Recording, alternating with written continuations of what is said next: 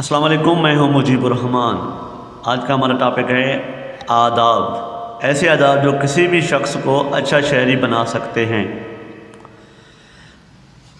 نرم لہجے میں بات کرنا، کسی کو برا بھلا نہ کہنا، اپنی غلطی تسلیم کرنا، بولنے سے پہلے سوچنا، سب کے ساتھ عزت و احترام سے پیش آنا، دوسروں کی مدد کرنا، وقت کی پابندی کرنا، عوامی مقامات پر قطار بنانا، اپنا کام محنت اور ایمانداری سے کرنا، اجنبی لوگوں سے محتاط ہو کر بات کرنا۔